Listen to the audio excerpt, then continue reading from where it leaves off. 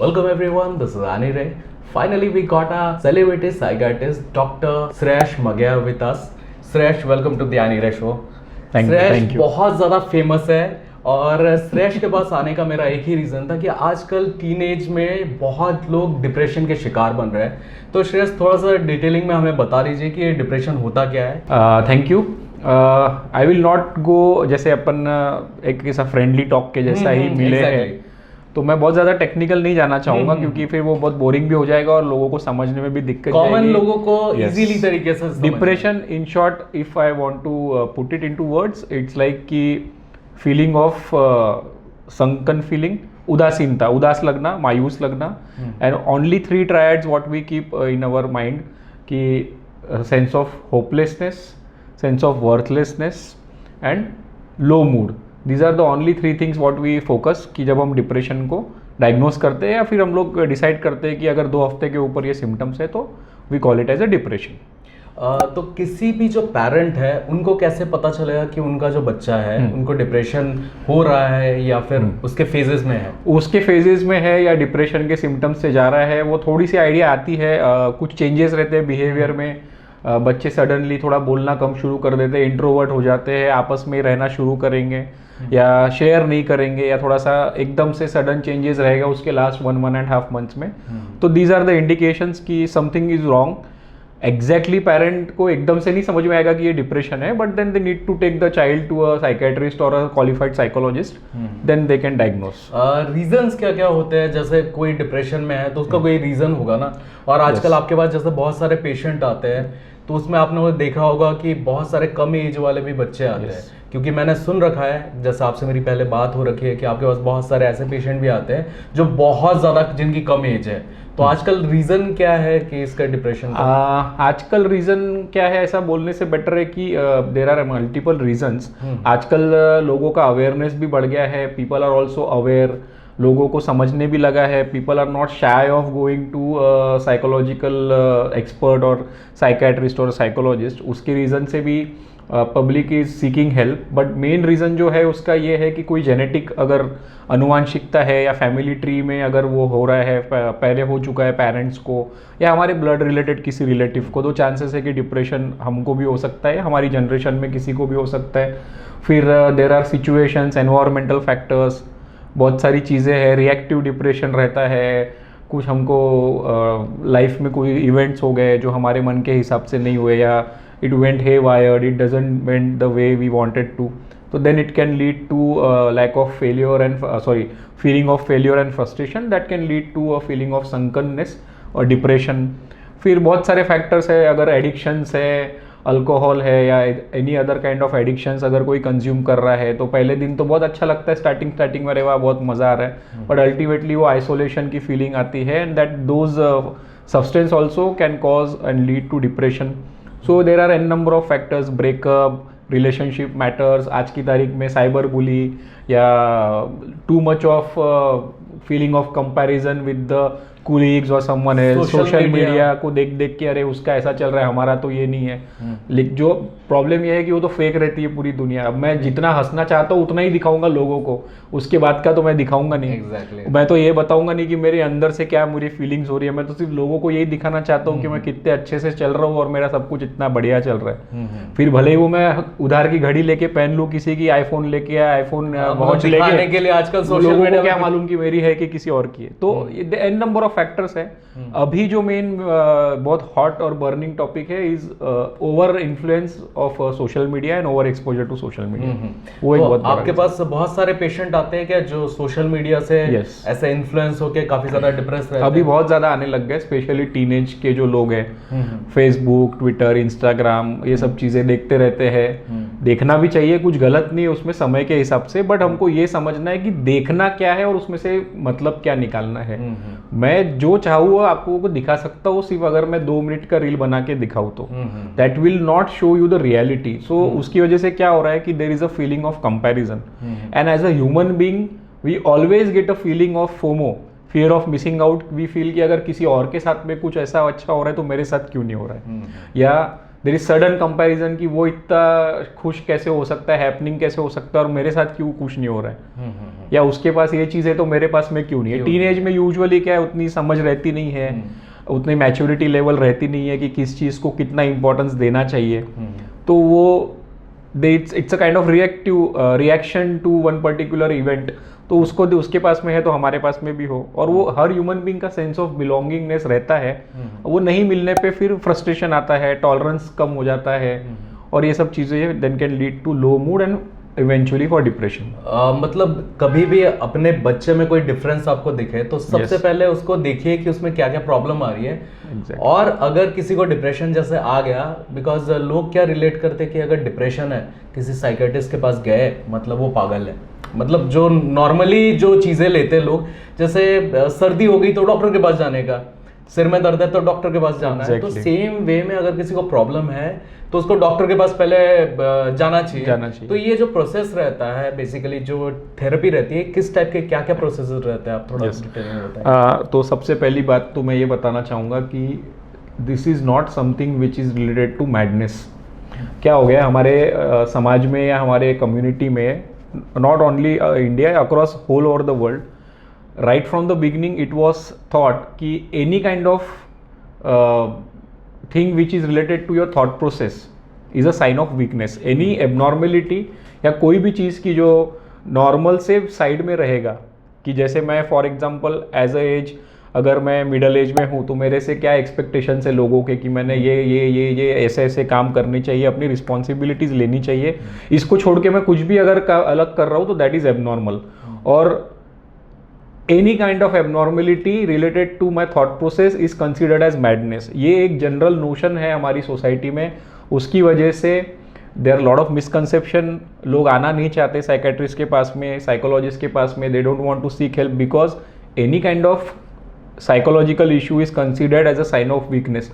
ऐसा कुछ भी नहीं है, it's a reaction to the situation which is happening majority of the times in the surrounding. So there is nothing called as madness when it comes to seeking to related to any psychological issue. I think you should go and consult a qualified psychiatrist and a psychologist. They'll definitely diagnose you and tell you कि these are the things which happens because of lot of biological factors. जैसे brain में serotonin कम हो जाता है, norepinephrine, ये सब special neurotransmitters रहते हैं, अगर वो सडनली कम हो गए तो ऑटोमेटिकली फीलिंग ऑफ संकटनेस आती है। हम लोगों ने नोटिस किया होगा कि जैसे ठंडी के दिन शुरू होते हैं तो हमको थोड़ा सा कभी कभी ग्लूमी और डल होना शुरू होता है। जिस दिन बहुत ज़्यादा ठंड पड़ती है तो हम लोगों को थोड़ा सा जल्दी आइसोलेट होना, घर में बैठना, थोड़ा सा फीलिंग ऑफ ग्लूमीनेस आती है। तो these are all influenced by the environmentals and circadian rhythm factors also. तो I think we should take it as if कि it's all a sign of madness. वो जो पिक्चरों में दिखाया गया है इतने सालों से सोशल मीडिया में या अपनी अलग मूवीज में दिखाया गया है, वो आप लोगों को एंटरटेन करने के लिए एक प्रोजेक्टेड वे में दिखाया गया है, that is not a reality. जैसे एक एग्जांपल मैं बताना चाहता था कि एक बार हम लोग, जब मैं स्टूडेंट था नायर हॉस्पिटल में, आई वाज लर्निंग साइकेट्री, तो वहाँ पे एक बार फिल्म मेकर आए मराठी पिक्चर के, तो दे वेर लाइक कि हमको शॉक थेरेपी कैसे देते हो देखना है डिप्रेशन के पेशेंट में। तो हमारे सीनियर्स की परमिशन के साथ में हम लोग गए, उनके दिखाया उन्होंने। तो इट वाज वेरी सिंपल कि we sedate the patient with anaesthesia and we pass very micro current of like a battery from the patients ये through a machine, and then after 5 minutes the patient gains the consciousness. तो मतलब वैसा कुछ नहीं रहता है, TV में दिखाते हैं, मूवीज में दिखाते हैं। तो वो लोग दे वर वेरी शॉक्ड, अब क्या है? तो हम लोगों ने बोला हाँ हो गया, चलो निकलते हैं घर अपने अपनी जगह पे। अरे ऐसा थोड़ी होता है, बोला सर ऐसा ही होता है, यही है। नहीं बोले ऐसा दिखाएंगे तो हम लोग सेंसेशन नहीं क्रिएट कर सकते, तो हम लोग ऐसा नहीं दिखा सकते रियलिटी में। सो ये बिहाइंड द स्क्रीन्स की बातें होती है जो कोई डिस्कस नहीं करेगा, ऐसा कुछ नहीं होता है। ये ओवर एग्जैगरेटेड है और मिसगाइडेड है अपनी सोसाइटी में। तो उसमें ट्रीटमेंट है, मेडिसिन है, बहुत सिंपल मेडिसिन है। आजकल तो इतने अच्छी क्वालिटी की मेडिसिन आ गई है कि उसका कोई सीडेशन नहीं है, नींद नहीं आती, उससे कोई हैंगओवर नहीं रहता है, उसकी ना डिपेंडेंसी होती है। इट ऑल डिपेंड्स कि अपन डोज कैसा टाइट्रेट करते हैं, किसकी क्या रिक्वायरमेंट है। जिसकी जितनी ज़्यादा भूख रहेगी उसका उतना डाइट रहेगा, बस वैसा ही इसमें रहता है। जिसके सिम्टम्स की सीवियरिटी ज़्यादा रहेगी, थोड़े दिन तक डोज थोड़ा ज़्यादा खाना पड़ेगा, बाद में फिर डॉक्टर अपने आप ही डोज कम कर देता है। मुझे एक चीज़ पूछना है, जैसे लोगों का परसेप्शन क्या रहता है कि साइकियाट्रिस्ट के पास गए मतलब वो पागल है। यस। अब उसके लिए एक ही इलाज है कि शॉक थेरेपी, जैसे हमने पहले बात किया हुआ है। तो साइकियाट्रिस्ट के ट्रीटमेंट्स क्या रहते हैं बेसिकली, कैसे उन लोग ट्रीट करते हैं या कैसे काउंसलिंग करते हैं? थोड़ा सा अवेयरनेस होगा तो जो पेरेंट्स के बच्चों में डिफरेंसेस दिख रहे हैं वो पेरेंट्स साइकियाट्रिस्ट के पास जाने में डरेंगे नहीं। यस। तो पहले तो जब कोई पेशेंट हमारे पास में आता है तो हम डिटेल हिस्ट्री लेते हैं, पेशेंट से बात करते हैं, will try to make them as comfortable as possible, we try to make them feel कि this is nothing which is abnormal. क्योंकि पहली बार जो आता है उनको थोड़ा सा लगता ही है वो अजीब सी फीलिंग कि अरे मैं कहाँ पे आ गया, मुझे ज़रूरत भी थी क्या। So we try to be friendly with them, we try to make a good rapport, then we take history पूरा डिटेल में पेशेंट से बात करके। पेशेंट अगर थोड़ा एज में छोटा है, नहीं एक्सप्लेन कर पा रहा है, तो पेरेंट्स से बात करके पूरी हिस्ट्री लेके we do our analysis. Then if at all we require we do some psychological testings, उसमें डिप्रेशन डायग्नोस करने के, एंजाइटी, OCD, ये अलग अलग चीज़ें डायग्नोस करने की कुछ टेस्टिंग्स भी होती है। उसमें भी अगर हमको रिजल्ट नहीं मिलता है तो then we take the help of counsellor और को गाइडेड थेरेपी बोलते हैं उसको। साथ में बैठ के डिस्कस करेंगे, इफ़ हमको लगा तो हम अपने कलीग्स से भी डिस्कस करते हैं। फिर कुछ मेडिसिन प्रिस्क्राइब की जाती है which is a source of serotonin, neurotransmitter, special neurotransmitters, in short happiness hormone जिसको हम लोग बोलते हैं। तो उससे बहुत सारे नेगेटिव सिम्टम्स कम हो जाते हैं। साथ साथ में फिर काउंसलिंग थेरेपी, अगर पेशेंट है कंडीशन में या समझ सकता है तो थेरेपी के पार्ट्स होते हैं cognitive behavioural therapy, REBT, emotional behavioural therapy. So will not go into details of that, but there are therapies which are very patient friendly and family friendly. तो अपन बहुत आसानी से उसको बहुत सारी चीज़ों को मैनेज कर सकते हैं। और बहुत ही एकदम एक्सट्रीम केसेस में जहाँ बहुत ही सीवियर बायोलॉजिकल, मतलब ब्रेन के अंदर इतनी सीवियर डेफिशिएंसी है सीरोटोनिन की कि मेडिसिन से नहीं ठीक हो रही है, then we usually go for either shock therapy which is we called as electroconvulsive therapy, or there is one more form of therapy which has come up recently called as transcranial direct magnetic stimulation, RTMS, in which लेकिन वो वैसा डरावना नहीं होता, कुछ नहीं रहता, कुछ नहीं वैसा, कुछ भी नहीं है। वो सिर्फ पिक्चरों में बोला ना सेंसेशनलाइज करने के लिए रहता है कि ये दिखा नहीं सकते इतना सिंपल वे में, तो हमको तो पब्लिक का अट्रैक्शन गेन करना है, सेंसेशन क्रिएट करना है कि अरे बेचारा कितना तकलीफ में है, और ये सब दिखाने के लिए थोड़ा ओवर एग्जैगरेशन होता है, बाकी कुछ नहीं। और जो ये थेरेपीज जितने भी चलते हैं ये कितने टाइम तक रखता है? कि जैसे किसी बच्चे को प्रॉब्लम हुआ, उनके पेरेंट आपके पास आए, सारे टेस्ट कराए, उसके बाद थेरेपी कितने टाइम तक चलते रहता है? जितने आपके जैसे पुराने काफी सारे पेशेंट होंगे जो टीनेज में होंगे तो उनके लिए टीनेज में थोड़ा रिस्पॉन्स ज़्यादा अच्छा रहता है। मतलब जितना जल्दी हम लोग डिसीज हमारे पकड़ में आ जाता है, पेरेंट्स की पकड़ में आ जाता है, ट्रीटमेंट जितना जल्दी शुरू करते हैं, यूजुअली 3 मंथ से 6 मंथ से 8 मंथ्स तक का ट्रीटमेंट थेरेपी हम लोग पकड़ के चलते हैं, depending on the severity of symptoms जो थे उनके। अभी एक थोड़ा सीरियस टॉपिक में जाते हैं। जैसे बहुत सारे आजकल टीनेज में बच्चों को सुसाइडल थॉट्स आते हैं, बिकॉज 2 साल पहले मेरे cousin, he was only 17 years old, उसने सुसाइड किया था।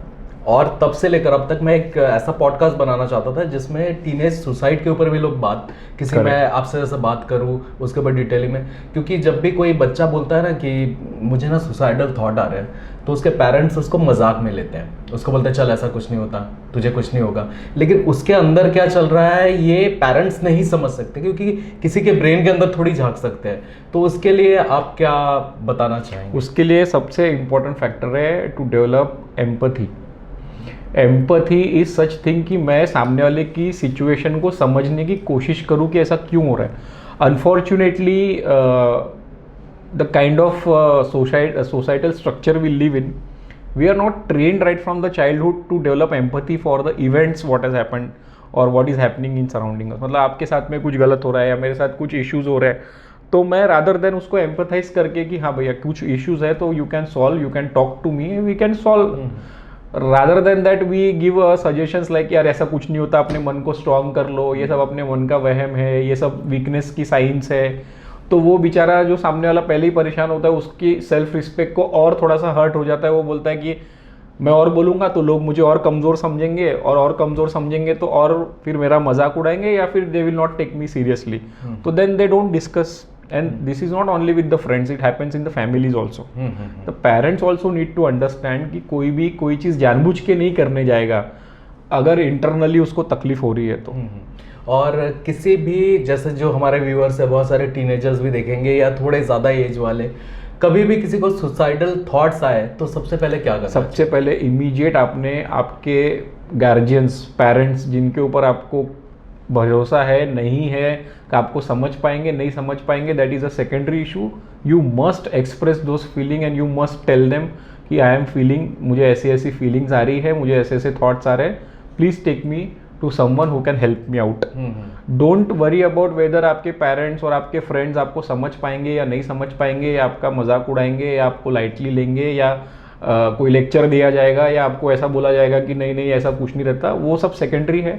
You take help, you tell them, if you tell them repeatedly till they get convinced कि you require some help. Go to a qualified person who can help you out. Don't delay or don't put those symptoms under the carpet कि भैया बाद में देखेंगे. ऐसा नहीं है. It suddenly can lead to any kind of catastrophe and which is not good and it is a preventable thing. सबसे बड़ी बात कि हम ये प्रिवेंट कर सकते हैं, हम इसको बचा सकते हैं. So if a catastrophe can be prevented, we must go ahead and help the individual. और जिससे हेल्प मांगी जा रही है उसने भी ये समझना जरूरी है कि कोई जानबूझ के मजाक में ऐसा नहीं बोलेगा कि मुझे मरने की इच्छा हो रही है. It's a very big thing. See, dying is actually a very big event in anybody's life. And dying by suicide, it's like it takes a whole lot of courage to develop कि यार ये मुझे ऐसा करने के thoughts आ रहे हैं. Means somewhere down the line that individual has lost all the hopes of recovering out of the situation. So it is our moral responsibility, ethical responsibility कि whatever position you are in, अगर कोई आपको ऐसा बोलता है, you must raise the hands of help towards that individual and help the individual out, whomsoever it may be. अच्छा, मुझे एक चीज़ बताइए, जैसे एंजाइटी, डिप्रेशन, ये सारे वर्ड्स हम लोग सुनते रहते हैं हमेशा डेली टू डेली लाइफ में, तो कहीं कहीं मेडिटेशन इसको हेल्प कर सकता है क्या? मेडिटेशन हेल्प करता है बट बहुत प्रॉपर तरीके से करना पड़ता है. आई थिंक गाइडेड मेडिटेशन करना चाहिए. मेडिटेशन भी ऐसा वर्ड हो गया आजकल, थोड़ा फैशन में ज़्यादा आ गया है, लेकिन लोगों को technique, don't take it otherwise, but लोगों को टेक्निक नहीं मालूम है अपने. बहुत अच्छे लोगों को वो टेक्निक नहीं पता रहती. तो बेटर है आप हेल्प लो, गाइडेड. सबसे बेस्ट है वो चीज़ करो जो आपको इजीली अवेलेबल है. वॉक करिए, एक्सरसाइज करिए, स्विमिंग, साइकिलिंग, ऐसी एक कोई type of physical activity which will make you feel relax and calm. जरूरी नहीं है कि मेडिटेशन ही करना चाहिए. For me doing exercise can be a meditation. Meditation is nothing more than focusing on one particular task with whole of your concentration and commitment. So that can be meditation. Sorry to interrupt. Sorry. और क्या आप tips देना चाहेंगे जो भी teenage में है या जिनको भी प्रॉब्लम है, कुछ खुल के बाहर नहीं आ पाते हैं? कमेंट सेक्शन में भी आप लोग कमेंट करके बताइएगा, और श्रेयस का नंबर भी मैं डिस्क्रिप्शन में दे दूंगा, तो डायरेक्ट आपको कंसल्ट कर सकते हैं. लेकिन आप कोई किसी को भी कभी भी कुछ भी प्रॉब्लम हो रही है तो उसको सबसे पहले क्या करना चाहिए? आपको पहले अपने गार्जियंस के साथ, पेरेंट्स के साथ, फ्रेंड्स के साथ शेयर करना चाहिए. जिसके ऊपर आपको भरोसा है उनको आपने बताना चाहिए. उनसे आपने रिपीटेडली डिस्कस करना चाहिए. Don't shy away from discussing things.